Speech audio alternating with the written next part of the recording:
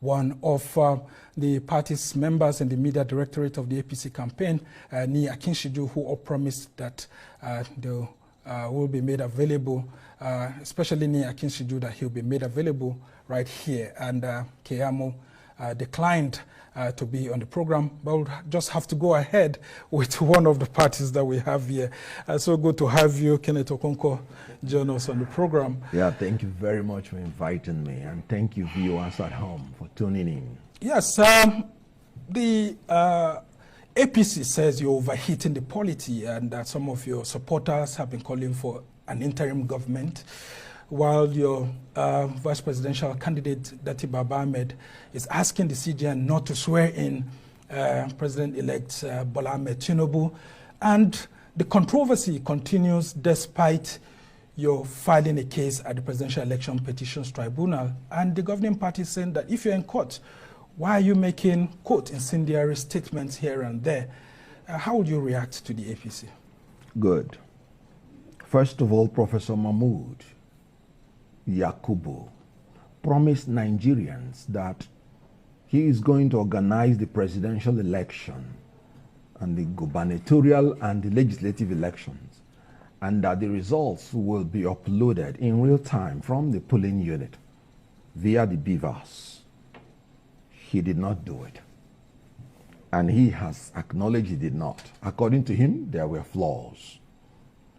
Now, the APC, before the election, warned all the non-APC members who were not going to vote for APC not to come out to vote.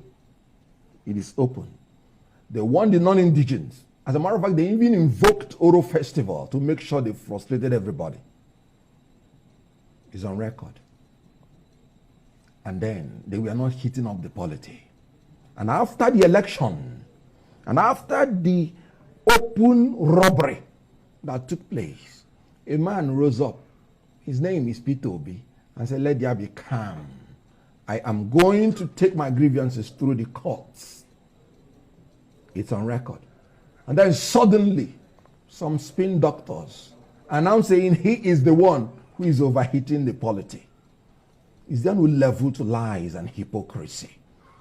And they were the people that told him, if you don't like what is happening, go to court. And he went to court. And yet, he's the one overheating the polity. I want to tell you, the people that are overheating the polity, they are Professor Mahmood Yakubu, they are APC, because right there in front of Nigerians, the APC presidential candidate made a reasonable statement. He said power is not served a la carte like breakfast. You have to fight for it at all costs. You have to grab it at all costs. You have to snatch it at all costs, and you have to run away with it at all costs. That is the treasonable felony. That is overheating the system. How many of them had petitioned the DSS to take him on that? And you know what? On the election day, they actually executed that his order to the latter. Women were brutalized. Non-indigens were brutalized. The security agencies were there. That was during the governorship election. Now and we're the talking about the presidential. presidential. Now, in the presidential election, Dati Baba Ahmed is saying that it will be the end of democracy if Bola Ahmed Tinubu is sworn in as president on May 29. And the APC is crying foul. I mean, Keyamo had issued statements, including today, saying that, look, going ahead to make these statements are terrible. And what other plans does LP have? And they are saying that if you came third, why are you so sure that some of your prayers will be answered? He has written to the DSS. Yet we've also had what looks like incendiary comments coming from Femi Fani-Kayode and even Keyamo himself. How do you react to all of this, which a lot of Nigerians who voted for you, voted for Labour Party, PDP and APC are perplexed all about, that the politics just seems overheated? First of all, I'm surprised that you're still taking those army of people seriously. Just go out and read their tweets. If you don't like what they are saying, just keep quiet. They will soon change. How do you mean? Oh, just go to the contradictory statements they make, even about themselves. I know of one of them that is telling you that if your father is Yoruba and your mother is Igbo, you are Igbo. And that person never raised any male child except through an Igbo woman. How do you listen to such people? Let me tell you, because I want to dive into what Baba Ahmed said. We are in court. And paragraph 20 of our petition says Bola Tinubu was at the time of election not qualified to be president. And the next one is that his election was invalid by reason of corrupt practices and non-compliance with Electoral Act 2022. And the last one was that he was not validly elected by the majority of the lawful votes cast at the election.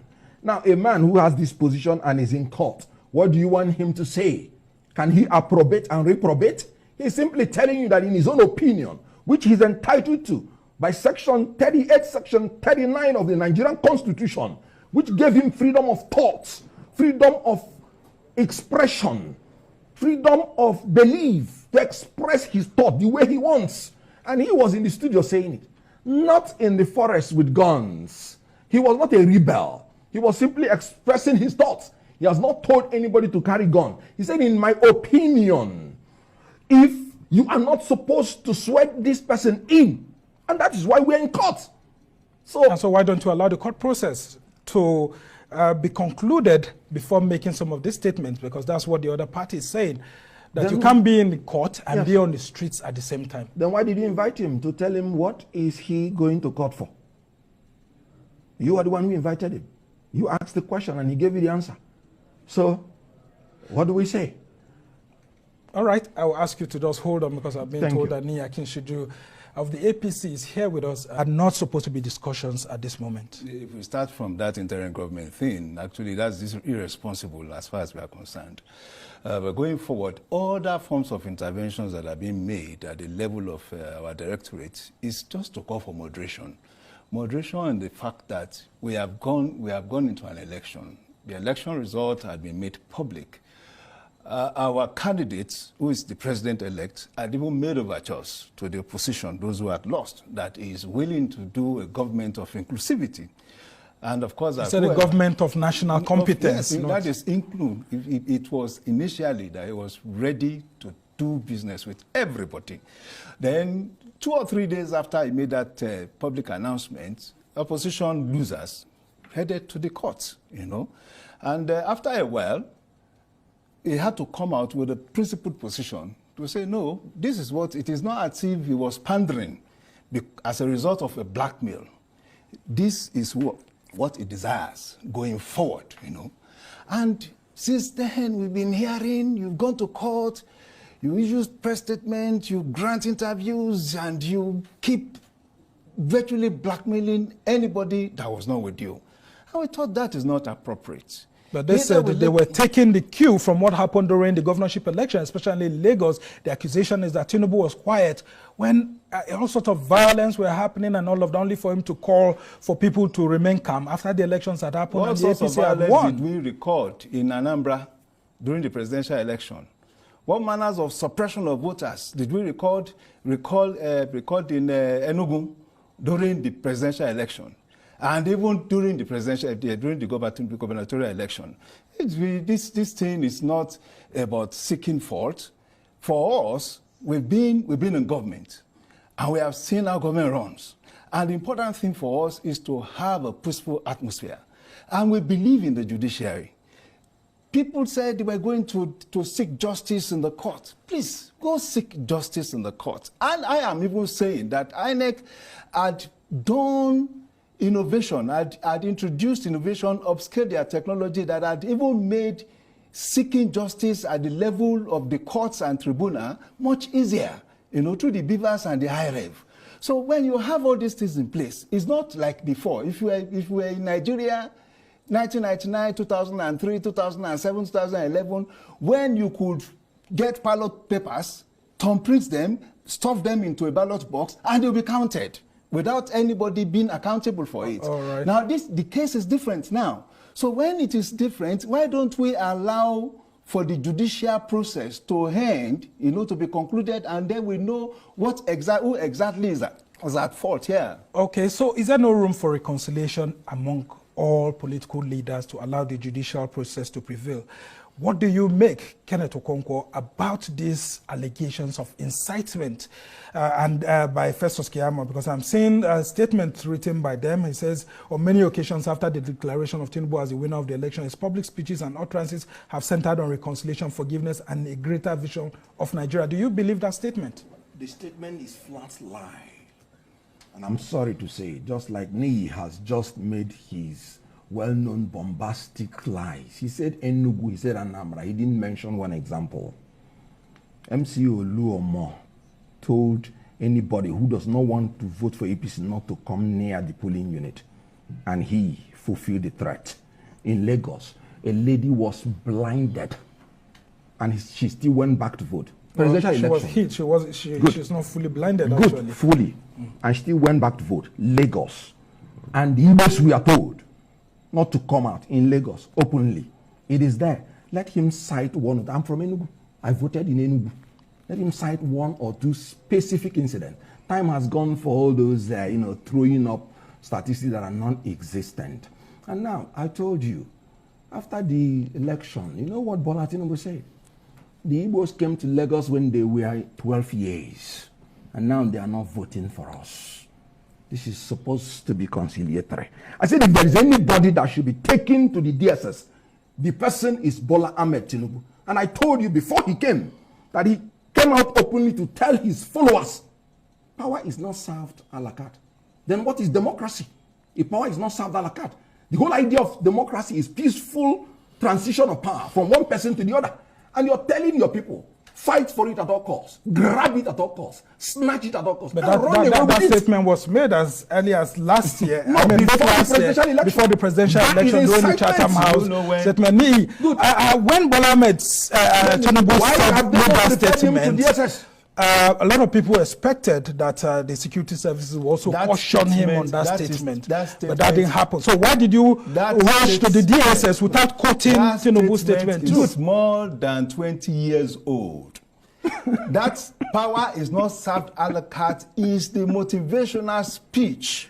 The content of the motivational speech that Bola Tinubu usually presents to his followers, when especially they are going into election, and the whole idea is to galvanize people and to mobilize the supporters to say that if you have to get this power, you must reach out. You must overextend yourself. It is not about sleeping in the house. It doesn't include taking up arms or stopping people from voting or voter suppression. I'm saying the first time I heard this particular statement from him was in 2002 when he was preparing for 2003 election.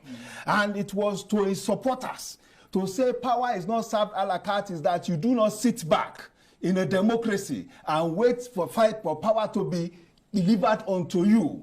That is just the meaning of it. But you see, when people have their own consciousness of lying, of twisting issues, that is what you get. For every statement you make, people with such kind of vile consciousness tend to twist this thing.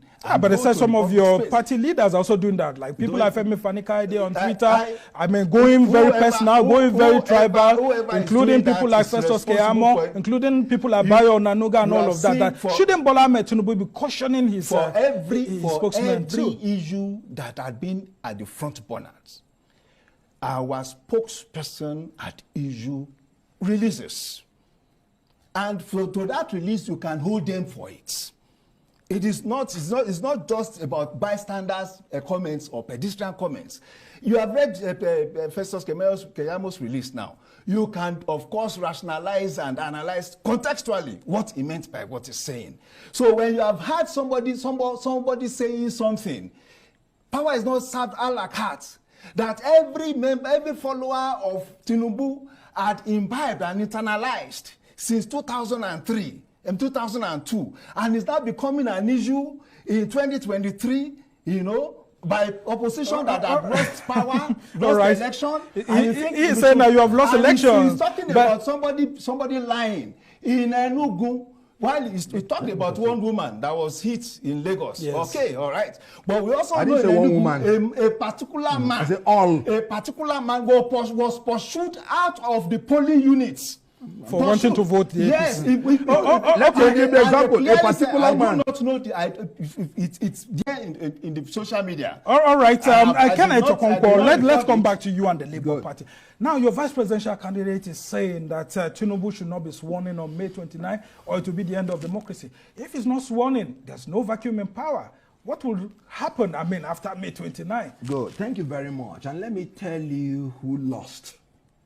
Because Peter Obi did not only win, he humiliated them. Well, according to our next figures, he came Hold third. on, he was the only person that made 25% in the whole 6 geopolitical zones, including the FCT. He won him in his principal's home state, won him in the national chairman of APC state. He won him in the DG of APC state. He won him everywhere. And you what? Even in FCT. His Which is the principal controversial couldn't make 25%. aspect. So what I'm telling you is that he not only won them, he humiliated them. But according to INEC figures, he came third. Now, you're saying Thank that... you for saying according to INEC figures. Yes. Now, what I'm interested in is finding out what should happen after... On May 29, not even after May 29. Now, let us go to what Baba Ahmed said. Let us say what Baba Ahmed said. Some people... Baba Ahmed said... Just hold on. I have the floor. Let's hear from him. Quickly, as we try to round off the conversation. Like I told you, the paragraph 20 of our petition. Good. We are in court. Baba Ahmed was called. Why are you in court? He said, we have a petition. And this is our grounds. If you don't believe in your ground, why are you going to court? If I believe but in that same interview, he said he didn't believe in the judicial process. Now, No. what should happen after May 29? No, he did not say so. I have my doubts about the judicial process. That was what he was saying. No, he said it that if the Supreme Court gives judgment, he will accept. But that does not mean... Yeah, but he also said that this same Supreme Court made somebody who came forth as the governor of Imo State. And as such, the Supreme Court seems to be losing grasp of the people's will. Are you aware of the Zamfara judgment that declared the whole APC votes wasted votes and made people to come first overnight? That's what we're saying. That the votes that his principal had are wasted votes. Because at the time of election, he was not qualified. And let me break it down. The court no, that's what I'm saying. Let me break it down. Very quickly as we round off this He was not qualified because he chose to nominate a vice presidential candidate who, at the time he nominated him as vice presidential candidate, was having the nomination of Borno North Senatorial. The PDP went to court on that, and just on Friday, that case was dismissed. If you would allow me to finish. Which Friday? We're talking about double. Friday. We're talking about double nomination, and they couldn't have gone to that case because we're talking about tribunal. And let me tell you, Section 35 of the Electoral Act is very clear. A double nomination makes the nomination void. And that means the candidacy of his principal is void. Again, the candidate did not win 25% in the FCT. And he said you cannot declare him if he did not win.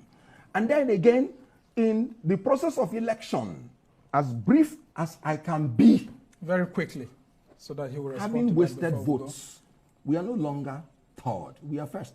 We won in Rivers, we won in Taraba, we won in by our own petition, which we believe in. Okay, so now, Tinubu is not the president-elect. That is why. So who is the president-elect? Who is the president-elect? If you ask me, I will tell you the president-elect by our petition. These people are suffering from delusion. Okay, now they are saying that President-elect Bola Ahmed Tinubu should not be sworn in on May 29. What should happen on that day? Yes. That's Baba Ahmed said so. So what do we do on that day? He said if he's sworn in, you have sworn in an unconstitutional government. It is part of the delusion that they are suffering from. I am praying that they should quickly go get the attention of a psychiatrist. Seriously. Is that not so hard on them? Because they are raising constitutional matters. I am here. Who is talking more coherently? Please, now, is it not also obvious that there is a problem with their fixation on reality if they cannot accept the fact that they didn't even have up to 25% in up to 18 states? According to the declaration of INEC.